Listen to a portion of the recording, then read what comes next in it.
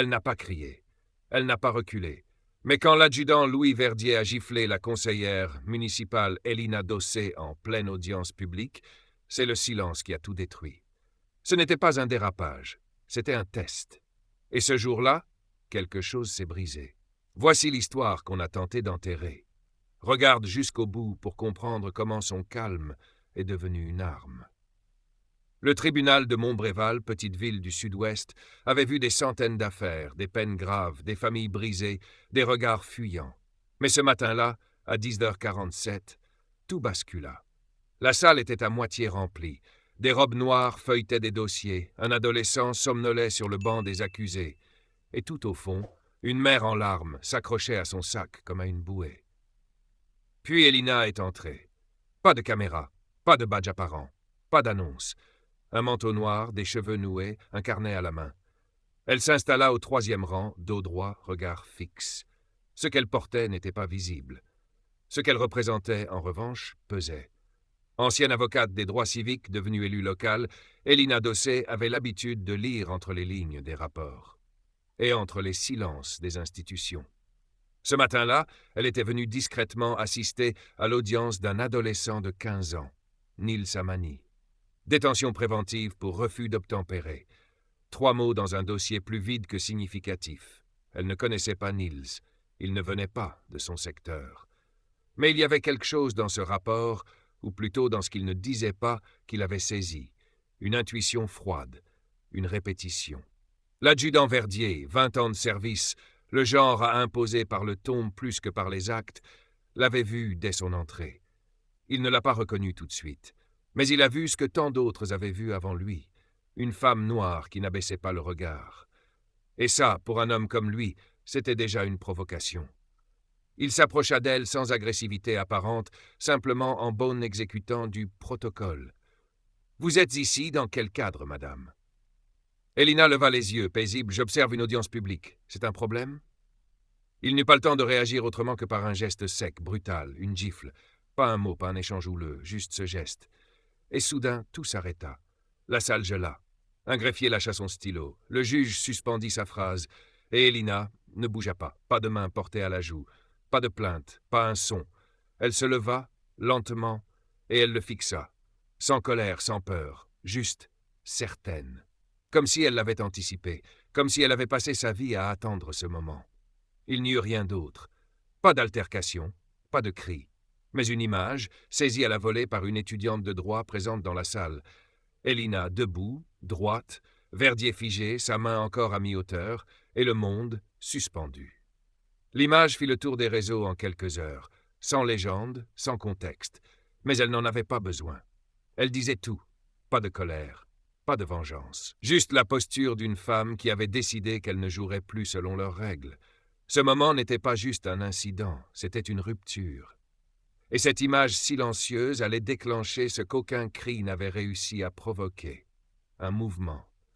Car ce n'était pas Elina qui avait perdu le contrôle, c'était le système. Et ce jour-là, dans ce silence figé, la République avait reçu un coup qu'elle ne pourrait plus ignorer. Si tu es encore là, c'est que cette histoire t'a touché. Alors n'attends pas. Abonne-toi maintenant.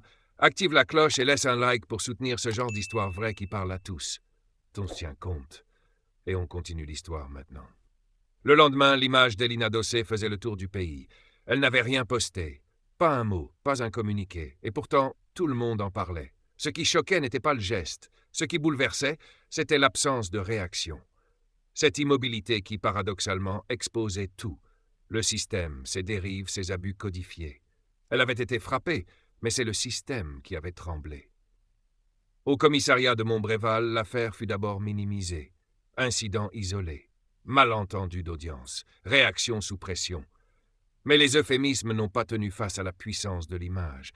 Et tandis que les médias s'égosillaient à spéculer, Elina, elle, travaillait en silence. Car ce n'était pas pour elle qu'elle s'était levée ce jour-là. C'était pour Nils, le garçon que personne ne semblait connaître.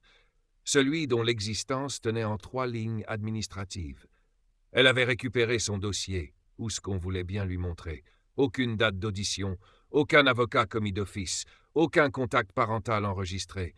Juste une case cochée, mineur non coopératif, à transférer. Elle savait ce que ça voulait dire. Elle l'avait vu 1000 fois. Un code, un raccourci, un moyen de faire disparaître un enfant du système, sans que personne ne s'en rende compte. Mais cette fois, elle n'allait pas détourner le regard.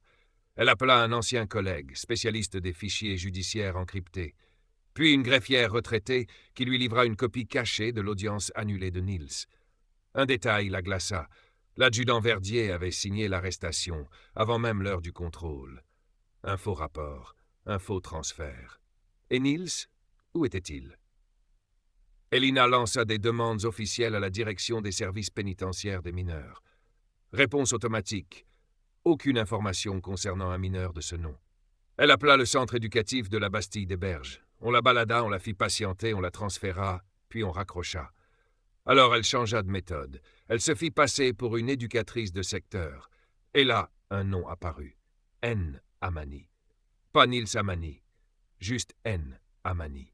Un jeune placé en isolement éducatif depuis 12 jours. Pas d'activité, pas de sortie, pas de visite. Rien. Ce n'était pas une détention. C'était un enterrement administratif. Elle se rendit sur place avec une autorisation d'urgence falsifiée. Et ce qu'elle découvrit laissa une trace indélébile dans son esprit. Un garçon au regard vide, un corps maigre, une joue marquée, des vêtements trop grands, mais surtout, une absence totale de souvenirs récents. Comme s'il avait été conditionné à oublier. Il l'a reconnue, pas comme élue, mais comme la femme qui était restée debout. Vous n'avez pas crié. Parce que toi non plus, répondit-elle doucement. Ce n'est qu'en sortant du centre qu'elle réalisa l'ampleur du réseau. Niels n'était pas seul. Il y avait d'autres enfants, d'autres fichiers effacés, d'autres jeunes devenus invisibles parce qu'ils avaient été déclarés non conformes. Elina prit une décision. Elle n'allait pas faire un scandale médiatique. Elle allait ouvrir les dossiers. Tous. Et pour cela, elle allait devoir affronter l'homme derrière le rideau, le commissaire Armand Lescaut, chef de la sécurité locale depuis 18 ans, jamais mis en cause, jamais nommé, mais dont le nom revenait en bas de chaque autorisation d'isolement. Tu ressens ce poids dans la gorge, ce sentiment d'injustice silencieuse. Alors, fais un geste maintenant. Abonne-toi à la chaîne, clique sur la cloche et like cette vidéo pour soutenir les histoires vraies qu'on ne t'a jamais racontées. On continue l'histoire, maintenant. Le soir même, Elina s'enferma dans un ancien bureau de permanence judiciaire abandonné depuis des années. Elle connecta un vieux disque dur, encrypta ses notes, rassembla les pièces. Des noms, des dates, des fichiers oubliés. Elle les recolla un à un, comme des fragments d'enfants que le système avait tenté de dissoudre dans des cases floues. Elle baptisa ce dossier « Archives non conformes ». Au fil des nuits, d'autres l'ont rejointe. Une traductrice judiciaire qui n'en pouvait plus de falsifier les comptes rendus. Une infirmière scolaire qui gardait en cachette des rapports médicaux jamais transmis. Un agent de saisie qui avait archivé sous un faux nom un fichier jamais censé exister. Ils avaient vu, ils savaient. Et maintenant, ils refusaient de rester les rouages silencieux de la machine. Le dossier enfla, 27 cas, puis 42, puis 113 enfants dont les parcours avaient été effacés, redirigés, reprogrammés, et à chaque fois la même signature discrète en pied de page. Armand Lescaut, le chef qu'aucun journaliste ne nommait, parce qu'il n'agissait jamais dans la lumière, parce qu'il n'avait pas besoin de frapper, seulement d'autoriser. Elina demanda une audition publique. On tenta de la dissuader, puis de la retarder, puis de la faire taire. Une voiture noire sans plaque suivit son fils pendant 2 jours. Une demande de contrôle fiscal surgit par hasard. Une erreur de sécurité fit disparaître son badge parlementaire. Mais c'était trop tard. L'image avait réveillé les mémoires. Le jour de l'audience exceptionnelle au Conseil de surveillance des droits publics, la salle était comble. Pas de cris, pas de pancartes, juste des gens debout en silence comme elle l'avait été. Armand Lescaut entra par une porte latérale, impeccable, maîtrisé. Son visage ne trahissait rien. Mais lorsque Elina posa devant lui un unique dossier intitulé « Niels Amani, copie complète non altérée », il baissa les yeux. Il lut la première page, son propre visa, puis une phrase manuscrite en bas du dossier « Mineur inapte à reconnexion. Priorité, effacement ». C'était plus un code, c'était une sentence. Elina leva les yeux. « Monsieur Lescaut, vous avez construit une architecture. Pas un poste, pas un pouvoir, un appareil de disparition. » Silence. Puis elle ajouta « Je ne suis pas ici pour obtenir des excuses, je suis ici pour nommer ce que vous avez fait. » Elle ouvrit alors un carton.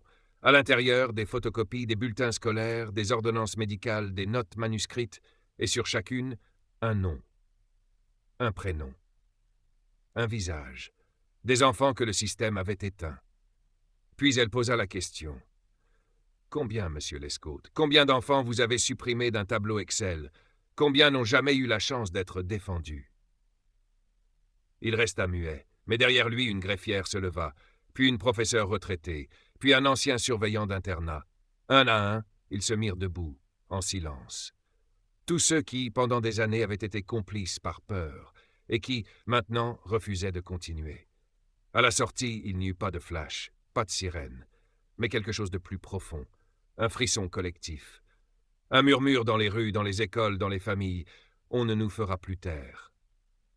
2 semaines plus tard, Elina ouvrit un petit local au cœur de Montbréval, sans budget, sans soutien officiel.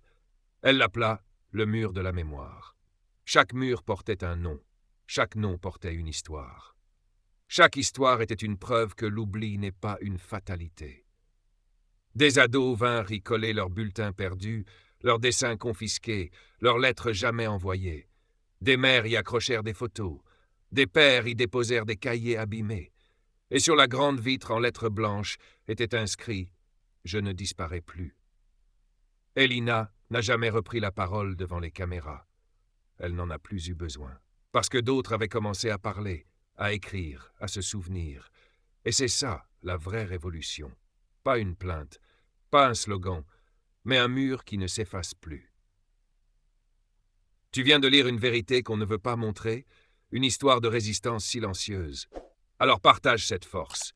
Abonne-toi dès maintenant, active la cloche, laisse un like et fais circuler cette histoire, parce que la mémoire est notre première arme.